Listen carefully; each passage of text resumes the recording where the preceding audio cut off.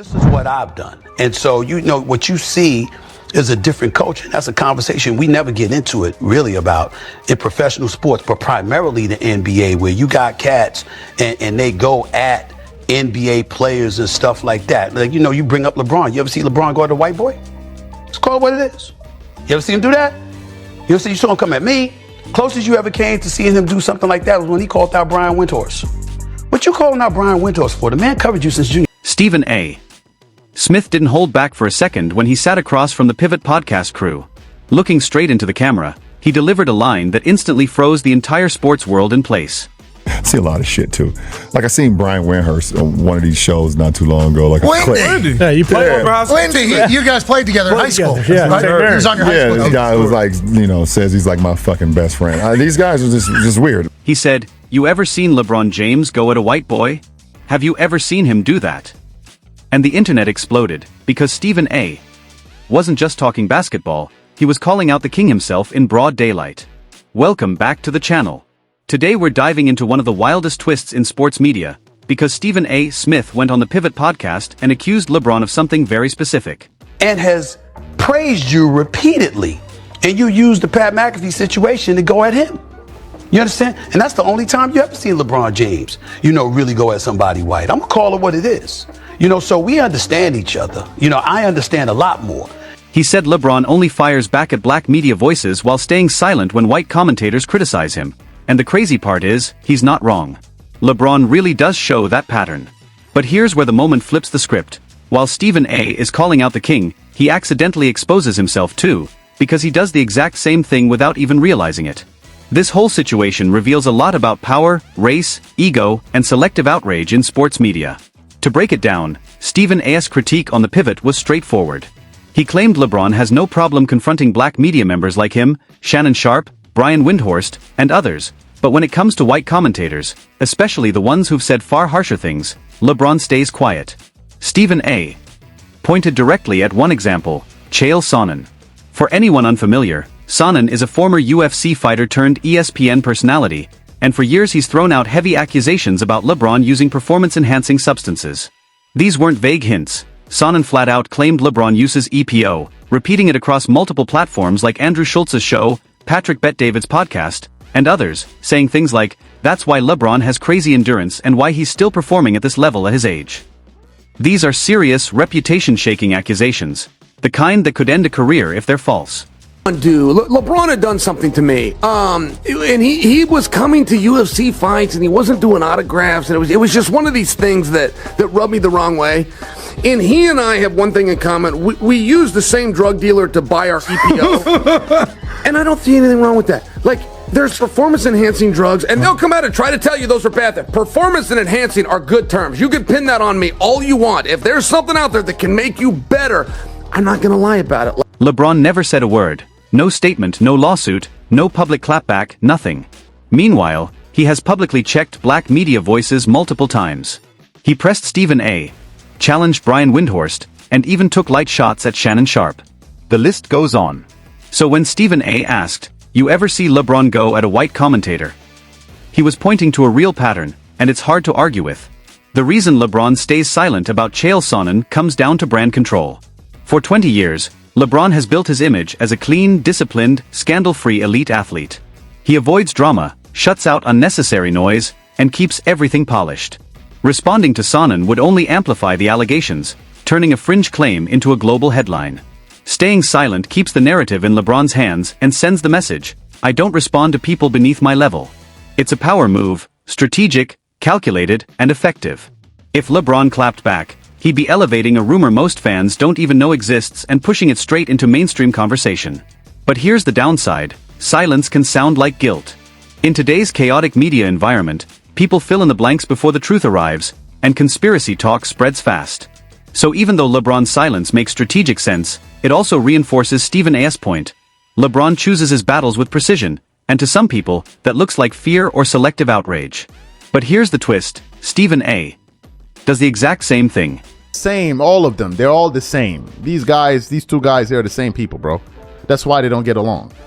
They have like clashing personalities. They're the same. The two. Stephen A. Smith is absolutely right about LeBron's pattern, but but the irony is that he mirrors the same behavior himself. Stephen A. built his career on being the tough love voice for black athletes, the guy who calls you out when you slip, demands accountability, and delivers the somebody has to say it energy. But who receives that intensity the most? Mostly black athletes, black coaches, and black front offices. When's the last time Stephen A. tore into a white coach or called out white ownership with the same fire? He'll go after Doc Rivers with passion, sure, but where's that same smoke for white executives making questionable decisions? When he critiques them, the tone softens, calmer, colder, more measured. That's why fans see this entire situation as a classic pot calling the kettle black moment. Stephen A. is checking LeBron for a habit he practices constantly without blinking. The real twist is that when Stephen A. pointed the finger at LeBron, he exposed his own reflection in the process. And that's where Chael Sonnen's comment hits differently.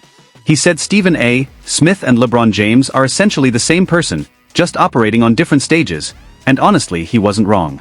Side by side, both are performers. Both know exactly how to control the narrative around them. Both care deeply about public perception. And both use emotion strategically to stay powerful and relevant. Stephen A. turns up the intensity not always because he's angry, but because it sells, because that heat generates clicks and headlines. LeBron leans into poise and calm not always because he feels that way, but because that composure protects his global brand. They talk about truth, but what they really defend is perception. That's why they clash. They're mirrors of each other. Stephen A. wants to be the voice that defines greatness, while LeBron is greatness and refuses to let anyone else script his legacy. When two people with that level of ego and narrative control collide, sparks are guaranteed. But zoom out, and this goes deeper than just LeBron and Stephen A. It's a larger pattern in sports media, selective outrage based on who is safe to challenge. LeBron checks black media voices because it's easier. Calling out white commentators risks turning the moment racial and blowing it up far beyond basketball, which could damage his brand. Checking someone like Shannon Sharpe will never trigger that kind of explosion. Stephen A. checks black athletes for similar reasons. It fits his brand, makes him appear objective, and keeps him secure in an industry where white ownership and executive power still dominate. Both of them operate within a system where confronting white power structures can get you labeled as difficult, emotional, or someone playing the race card. Labels that can stick permanently. So instead, they aim their fire at each other, at people who look like them, because that is the safest battlefield. The real story isn't that LeBron or Stephen A.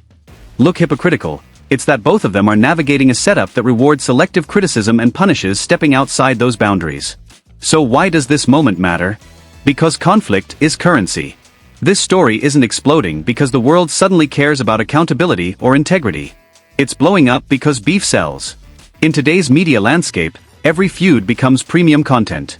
Every accusation becomes algorithm fuel. Every time Stephen A.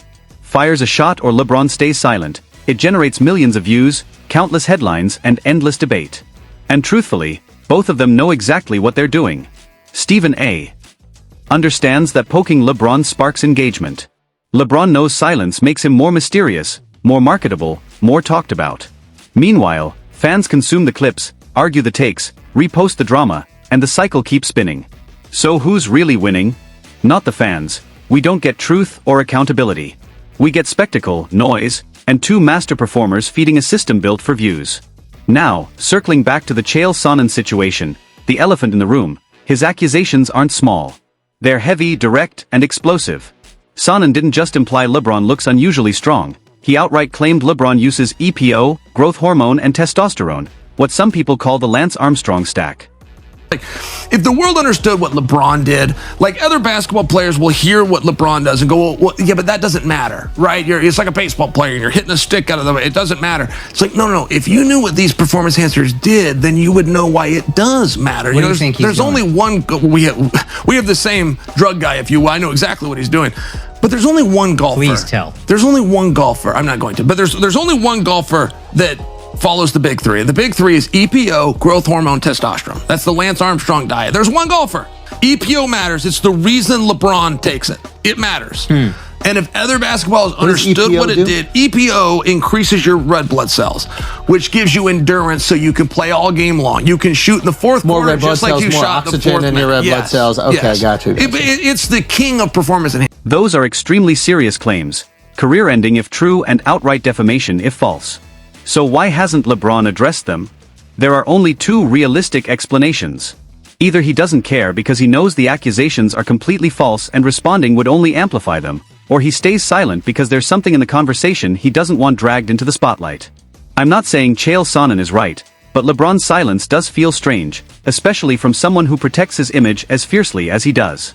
Earlier this year, Jeff Teague made a small joke suggesting LeBron might be on something, and LeBron's camp got it retracted almost instantly.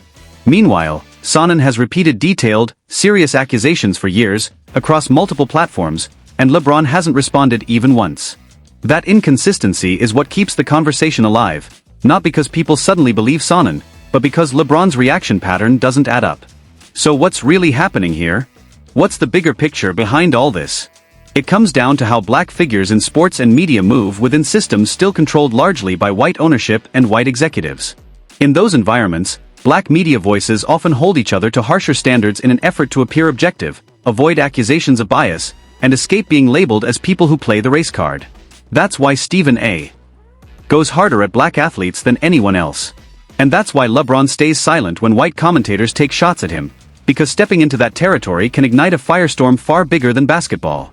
Both men are navigating a system where challenging white power structures too directly can come with heavy consequences.